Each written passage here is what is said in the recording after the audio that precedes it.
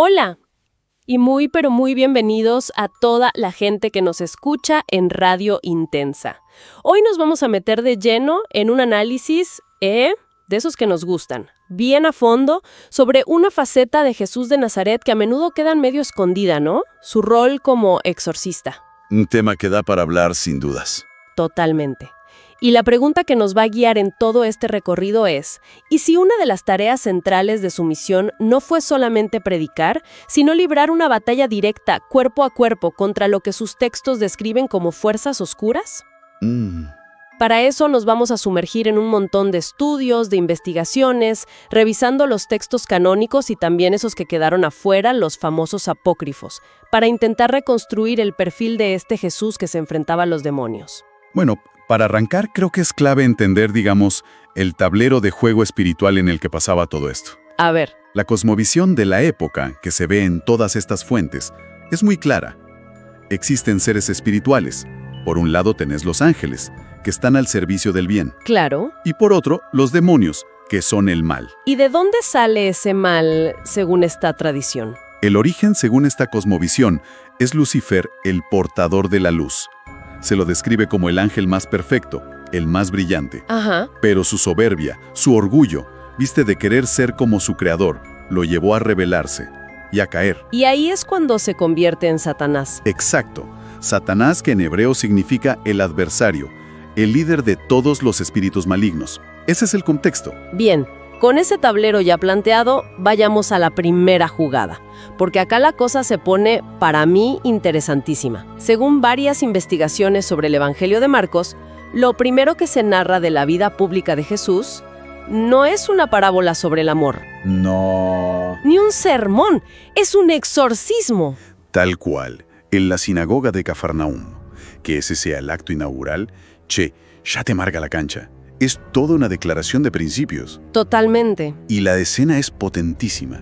Hay un hombre que supuestamente está poseído por un espíritu inmundo y lo encara, le grita. Lo confronta directamente. Sí. Le dice, ¿qué tenés con nosotros, Jesús Nazareno?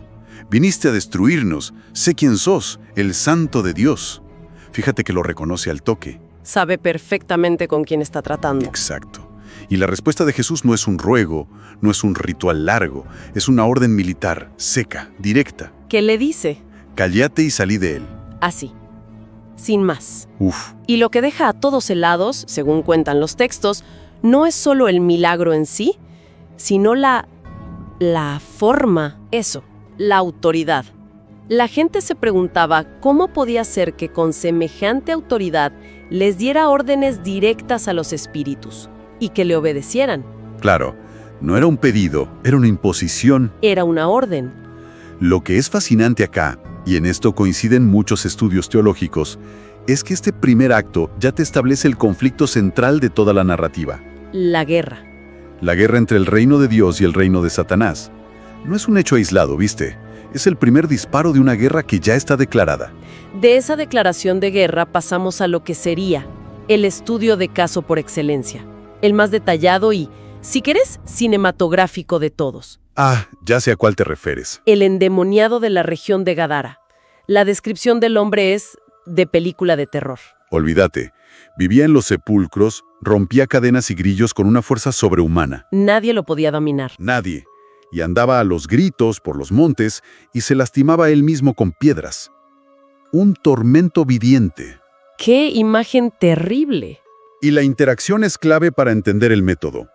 El hombre corre hacia Jesús, pero es el Espíritu el que habla a través de él. Ajá. Y le grita, ¿qué tenés conmigo, Jesús? Hijo del Dios Altísimo, te ruego por Dios que no me atormentes. De nuevo, lo reconoce al instante. Y le tiene pánico. Un pánico terrible. El poder que percibe es tan grande que le pide por favor que no lo torture. Y acá Jesús despliega una técnica que parece ser fundamental. No lo expulsa de una. No, para nada. Primero, le pregunta algo clave. ¿Cómo te llamas? Y la respuesta es escalofriante, de verdad. Legión me llamo, porque somos muchos. No era uno. Era una multitud entera dentro de un solo hombre. Tremendo. Y después de eso se da una especie de negociación rarísima. Sí, es muy bizarro. Los demonios le ruegan que no los eche de la región, que les permita entrar en una piara de cerdos que andaba por ahí. ¿Una piara de cerdos? ¿Y por qué cerdos? Bueno, es un animal considerado impuro en la tradición judía, así que tiene una carga simbólica fuerte. Y Jesús se lo permite. ¿Y el resultado es? Apocalíptico. Totalmente. Los espíritus entran en los cerdos, que eran unos 2000, ¿eh? No eran pocos. 2000. Y toda la piara se lanza por un acantilado al mar. Y se ahogan todos. Y la gente del pueblo, al ver al hombre que antes era esta bestia indomable, ahora sentado, vestido y en su sano juicio, Uno pensaría que se ponen contentos, claro, pero no. Reaccionan con un miedo atroz. un miedo terrible. Y le piden a Jesús que se vaya. La demostración de poder fue demasiado para ellos. Es que esa técnica, la de preguntar el nombre, parece una pavada, pero tiene un peso simbólico enorme. Y no es algo que quedó en una historia de hace 2000 años. Para nada. De hecho, es una pieza central. El ritual romano de exorcismos, que es, digamos, el manual oficial que usa la Iglesia Católica. El libro de instrucciones. Exacto. Exige como paso fundamental que el exorcista le pregunte su nombre al demonio. Mira vos. Un exorcista contemporáneo, Cesare Trucchi, lo explica muy bien. Dice que conocer el nombre de algo te da poder sobre ello. Tiene lógica. En el momento en que el demonio revela su nombre, está mostrando debilidad. Está cediendo terreno, ¿se entiende? Si se niega a decirlo, es que todavía se siente fuerte. Esto nos muestra que lo de Jesús no era fuerza bruta. Era una técnica. Era una técnica, depurada, sí, señor. Entiendo lo de la autoridad y la técnica de preguntar el nombre, pero, a ver, ¿era siempre tan conversacional? Me imagino que algunos espíritus simplemente no querrían dialogar. Exacto. Y los textos presentan esos desafíos. De hecho, los exorcistas actuales dicen que los demonios mudos son los más complicados. ¿Por qué? Justamente porque no hay diálogo. No hay por dónde entrarle. Hay un caso muy famoso de un chico con convulsiones, que echaba espumarajos y rechinaba los dientes. Lo interesante de este caso es que los discípulos de Jesús habían intentado curarlo antes. Y no pudieron. Y habían fracasado. Rotundamente. Ahí el padre del chico se acerca a Jesús, totalmente quebrado, y le dice una frase que es de una honestidad brutal. Le dice: si podés hacer algo, ayúdanos. Es una súplica desesperada. Pero la respuesta de Jesús cambia el foco de la discusión por completo. No habla de su propio poder, sino que le devuelve la pelota. Le dice: si podés creer, al que cree, todo le es posible. ¡Wow! Es un momento increíble. Pone toda la responsabilidad en la fe del que está pidiendo la ayuda. Totalmente. Y el padre le contesta con un grito desesperado que es, para mí, una de las frases más humanas de todo el texto. Creo. Ayuda a mi incredulidad. Es reconocer la fe y la duda en la misma oración. Es espectacular. Es espectacular. Y recién ahí, después de esa confesión, Jesús se dirige al espíritu con una orden. Y ahí sí, sin diálogo. Sin diálogo. Le dice: espíritu mudo y sordo, yo te mando. Salí de él y no vuelvas a entrar. Y el espíritu, claro, obedece. Pero la lección más importante, me parece, viene después. Cuando están en privado, los discípulos le preguntan: che, ¿por qué nosotros no pudimos? Claro, estaban desconcertados. Y la respuesta de Jesús añade la tercera pata a su método de exorcismo. ¿Cuáles? Les dice: este género con nada puede salir, sino con oración y ayuno. Ah, o sea que no alcanza a contener la autoridad heredada o conocer la técnica del nombre. No, para nada. Se necesita una preparación espiritual profunda, una disciplina personal. No es un poder que se usa a la ligera, ¿viste? Requiere un costo, una entrega. Ahora, si nos salimos un poco de los textos oficiales y nos metemos en los evangelios apócrifos, que son como los archivos prohibidos de la época. El lado B. El lado B, exacto. La imagen de este poder se vuelve todavía más extraña, más casi mágica. Es que estos textos, aunque la Iglesia no los aceptó, circulaban un montón y muestran otras creencias populares sobre su figura. Por ejemplo, el Evangelio árabe de la infancia cuenta algo increíble que supuestamente pasó durante la huida a Egipto. a ver, Una mujer con un hijo poseído le pide ayuda a María, y ella le da unos pañales recién lavados de Jesús. ¿unos pañales? Unos pañales. El chico se los pone en la cabeza y al instante, dice el texto, los demonios salen de su boca con aspecto de cuervos y serpientes. ¡Qué locura! Es increíblemente simbólico. Hay otra historia en esos mismos textos que es tremenda. ¿La del encuentro con Judas? Esa misma. Un supuesto encuentro entre un Jesús niño y un Judas Iscariote, también niño, que estaba poseído. Sí. En un momento, Judas muerde a Jesús en el costado, y en ese instante el demonio sale de él bajo la forma de un perro rabioso. Che, esto te cambia toda la historia. Completamente. Sugieren estos textos que el mal de Judas no fue una elección moral, sino el resultado de una posesión que lo atormentaba desde chico. Exactamente. O al menos abren esa puerta. Lo que sugieren estas historias apócrifas es que las facultades de Jesús eran innatas, no adquiridas. Como si fuera algo radioactivo. Tal cual. Como si su poder fuera radioactivo. Todo lo que tocaba, hasta un simple pañal, repelía al mal. La divinidad que lo rodeaba tenía un efecto tangible, como si fuera un campo de fuerza. Y este poder, esta autoridad, no se la guardó para él solo. Parte de la misión fue transferirlo. Sí, el texto es muy claro en eso. Dice que eligió a 12 discípulos para darles autoridad para sanar enfermedades y para echar fuera demonios. Les dio una parte de su poder. Les dio las herramientas. Pero ojo, no era tan fácil como aprenderse un truco de magia. No. Hay una historia muy reveladora en los Hechos de los Apóstoles sobre unos exorcistas ambulantes judíos, los 7 hijos de un tal Esceva. ¿Qué hicieron? Intentan usar el nombre de Jesús sin tener su fe ni su autoridad. Se acercan a un poseído y le dicen: «Te conjuro por Jesús, el que predica Pablo». Usando el nombre como una fórmula. Como una contraseña. Y la respuesta del espíritu es casi una línea de una película de acción. A ver. Les dice básicamente: «A Jesús lo juno y sé quién es Pablo.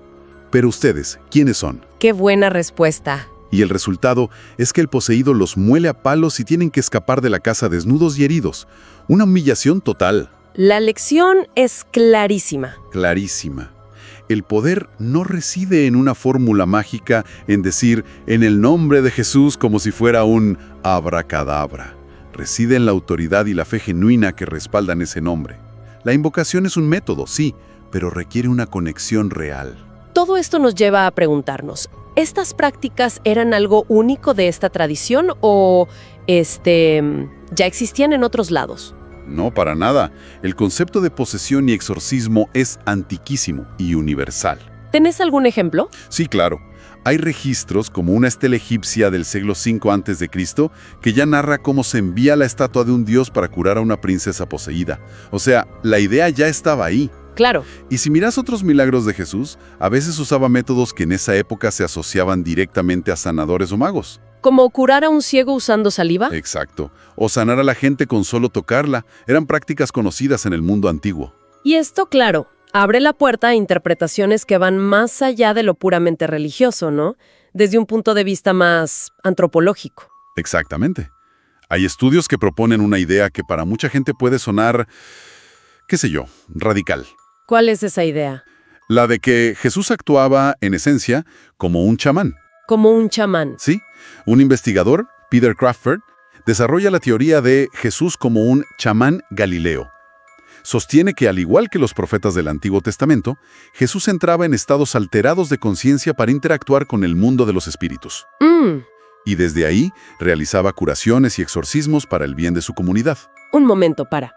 La visión tradicional presenta milagros como calmar una tormenta o caminar sobre el agua como actos de poder divino, de un dios controlando su creación. Ajá. La teoría del chamán no los rebaja a un truco de un místico. ¿Cómo se reconcilia esa contradicción? Es que la teoría no lo ve como un truco, sino como una manifestación de poder espiritual dentro de un marco que es conocido en muchísimas culturas. O sea, un lenguaje espiritual diferente. Exacto. Dominar la naturaleza, conocer los pensamientos de otros, hacerse invisible para escapar, todos esos son atributos clásicos de un chamán de alto nivel. Entiendo. Desde esta perspectiva, la posesión por el Espíritu Santo se podría interpretar como una posesión benéfica. Ser habitado por un espíritu positivo y poderoso, algo muy común en el chamanismo. Entonces, a ver si entiendo. Si aplicamos esa lente del chamán Galileo, el exorcismo de Legión cambia. Deja de ser un milagro divino para convertirse en la demostración de dominio de un maestro de los espíritus sobre una horda de entidades menores. Exactamente. Refrena el conflicto. Ya no es solo Dios contra el diablo en un plano abstracto. Es un especialista espiritual con una autoridad inmensa que entra en el terreno de otros espíritus y les impone su voluntad. Y usando las técnicas de ese mundo. Usando las técnicas de ese mundo, el poder del nombre, la negociación, la demostración de fuerza. Hablando de demostraciones de fuerza, la investigación en textos apócrifos revela lo que sería el enfrentamiento final, una escena que parece sacada de un blockbuster de Hollywood. El descenso a los infiernos. Exacto. Es una de las narraciones más potentes y menos conocidas, la verdad. Según el Evangelio de Nicodemo, lo primero que hace Jesús después de morir en la cruz no es ir al cielo. No. Es bajar al infierno. Y el objetivo es muy concreto: liberar a todas las almas de los justos que estaban atrapadas ahí desde Adán y Eva. La descripción es épica. Su llegada es como una luz que revienta la oscuridad. Sí, se narra un diálogo entre Satanás y la personificación del infierno, que se desesperan al verlo venir. Jesús llega con una legión de ángeles y da una orden: levanten las puertas. Y el enfrentamiento es casi físico. Totalmente físico. El texto dice que Jesús agarra a Satanás de la cabeza, se lo entrega a los ángeles para que lo aten de pies y manos y lo encadena hasta su segunda venida. Es la máxima demostración de poder en el propio territorio del enemigo. El exorcismo definitivo, a escala cósmica. Después de eso, toma de la mano a Adán y guía a todos los justos hacia el paraíso. Cierra el círculo.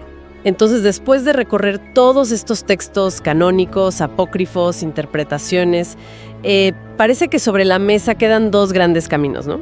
Por un lado, la que dice que estos son hechos literales, que la guerra contra los demonios fue una parte central, física y real de la misión de Jesús. Y por otro, la interpretación que hoy es mucho más común, incluso dentro de la misma iglesia. ¿Qué es? Que todo esto son parábolas, metáforas para enseñar de forma sencilla la diferencia entre el bien y el mal, que el demonio en realidad es una representación de la enfermedad, de la locura, de la maldad humana. Pero ahí hay una tensión muy fuerte, porque si los textos fundacionales le dan tanta, pero tanta importancia, ¿cómo es que ahora se lo ve como algo meramente simbólico? Esa es la gran pregunta del millón, y hay una corriente que se opone frontalmente a esa visión simbólica. ¿Quién es? Exorcistas como el famoso Gabriele Amort, que decía una frase tremenda: el diablo es más feliz cuando niegan su existencia. El sacerdote y exorcista Francisco Torres Ruiz argumenta en la misma línea. ¿Y cuáles son sus argumentos? Digo, para no quedarse solo en la frase de efecto. Él sostiene que negar la existencia del diablo es en la práctica negar la Sagrada Escritura, donde aparece del Génesis al Apocalipsis. Es un punto fuerte. Sí. Y recuerda que un concilio fundamental, el Cuarto de Letrán, afirma que el diablo fue creado bueno y se hizo malo por su propia elección. No es un invento posterior. ¿Y por qué cree él que se lo niega tanto hoy en día? Torres Ruiz identifica tres posibles motivos. El primero, el miedo a lo que no se entiende. El segundo, una formación teológica que él considera deficiente, muy racionalista. Y el tercero, directamente la herejía. Fuerte. Para él, la evidencia está en los textos, en la fe histórica de la Iglesia y en los testimonios de incontables personas que afirman haber tenido experiencias directas con el mal. Un cierre que, sin duda, deja la discusión más que abierta. Te agradecemos muchísimo por habernos acompañado en este recorrido tan particular. Y a quienes nos escuchan, les dejamos una última pregunta para que se queden pensando. Si esta faceta de lucha directa contra el mal es tan prominente en los textos fundacionales, ¿qué implica que hoy, en gran medida, se la considere una metáfora? ¿Es una evolución en la comprensión de la fe? ¿O quizás se está olvidando un aspecto que para estos relatos era central en el conflicto espiritual? Les agradecemos mucho por escucharnos. Si les gustó este análisis, no se olviden de suscribirse, de darnos un me gusta y de dejarnos sus comentarios. Nos ayuda un montón a que este trabajo llegue a más gente. Hasta la próxima.